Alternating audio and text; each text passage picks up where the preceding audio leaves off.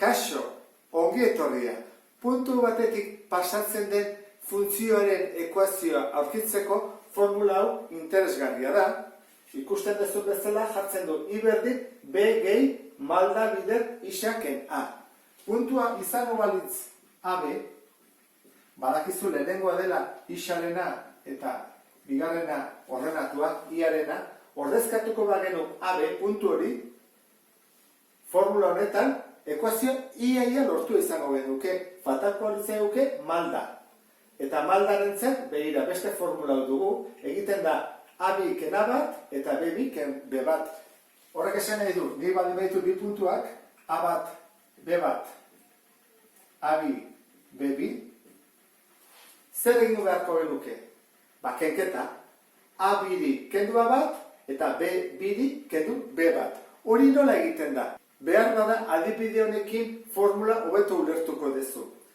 Pentsa ezagun, hau dela, bi bat puntua, eta hau, hiru lau.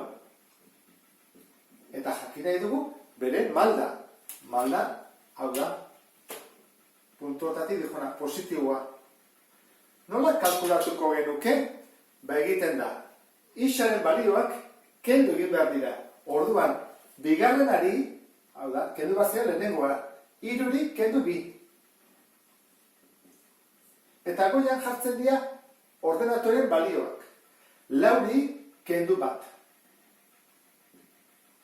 Hori izango litzake malda. Hora kalkulatzen dugu malda, Lau ken bat, hiru da, eta hiru ken bi bat, horrek esan nahi du, zuzen honen malda, hiru dela. Adibide honekin malda nola aurkitzen den ulertu duzulakoan, faltazte eguna da bi formula hauek nola aplikatzen diren ikustea. Baina gogoratu baita ere beste formula ere bat dugula, eta horregatik noizemen hau ere esplikatuko dut, ze bi formula hauek pixkat luzeagoa dira eta ahaztutzeko arriskoa dugu. Eta bitartean hau oso simplea da eta gogoratu gaitezke, errazagoa da gogoratzeko. Orduan, bi adibide horiek egingo ditugu. Lehenengo ariketa irakurriko dut. Malda berdin hiru eta puntua bost zazpitik pasatzen den funtzioaren ekuazioa, hori aurkitu behar dugu. Zer erabiliko dugu bietatik, hau ez dugu behar, malda bat dugulako, esan digute. Puntua dakigu, orduan hau erabiliko dugu. Formula hori jarriko dut hemen, I berdin B gehi malda isakena, eta ni badakit bost dela A, eta B dela zazpi, A eta B delako, eta malda nik badakit baita ere dela hiru. Ordezkatu egin behar dut, eta ekuazio aurkituko dugu. I berdin B zazpi, gehi malda hiru, isa, eta A da bost, oran, ke bost. Hau ekuazio simple txiki bada, ezta? Berdin, zazpi gehi bidartzen dut, hiru isa bidartzen dut, ken ama bost, ordan ze gelditzen zait. Lehenengo jartzen dut, lehenengo mailako gaia, eta gero ondoren, zazpi ken ama bost, minus hortzi. Hau izango litzake, bere ekuazioa. Eta bukatu dugu.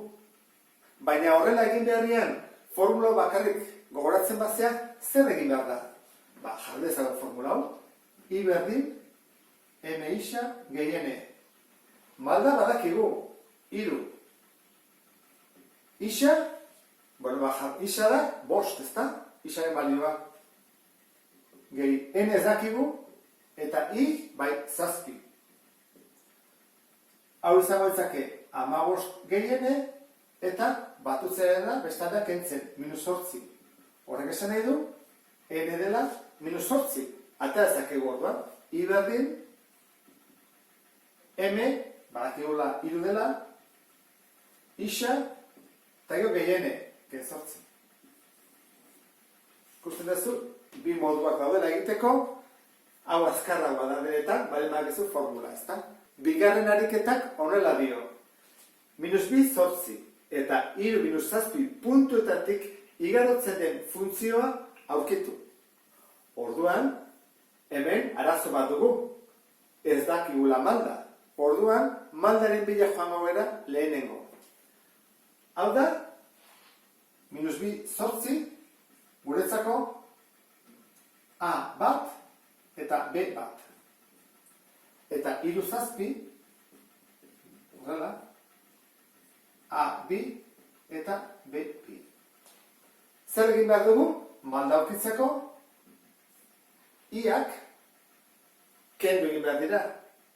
Kendu, orain behar dugu, minus zazpiri, kendu zortzi. Eta isak ere kendu egin behar dira. Bigarrenari, kendu lehenengoa. Kendu lehenengoa, minus bi.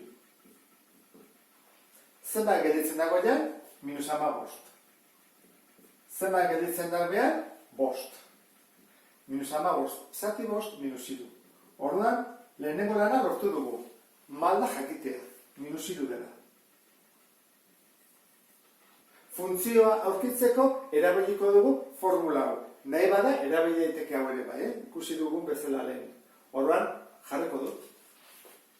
I berdin, B gehi M isa kena. Formula honetan balioak ordezkatuko ditut. Malda badakitzen baden, minus iru. Parentesia, isa, ken, eta gero dago, I berdin, fatazen zer, A eta B. Erabili dezaket, puntu hau edo hau. Guk nahi duguna. Adibidez, hau erabiliko dugu. Iruditzen bat zaizu, erabili daiteke hau ere bai, berneatako da ekuazioa. Orduan, hasiko gera. Hau zer da, isaren lekua, ezta? Hemen. Minus bi, minusak zer behar du, parentesia. Eta hemen, zortzia. Jarriko dugu orduan. Zortzi, ken, iru bider isa, iru isa, eta da, plus. Orduan, minus iru bider plus bi, minus 6. Bukatzeko, I berdin, lehenengo jarriko dut, minus iru isa, itxura hori emateko, eta gero, zortziken 6, bi. Eta lortu dugu ekuazioa. Honekin bukatzen dugu, beste bat arte, agur.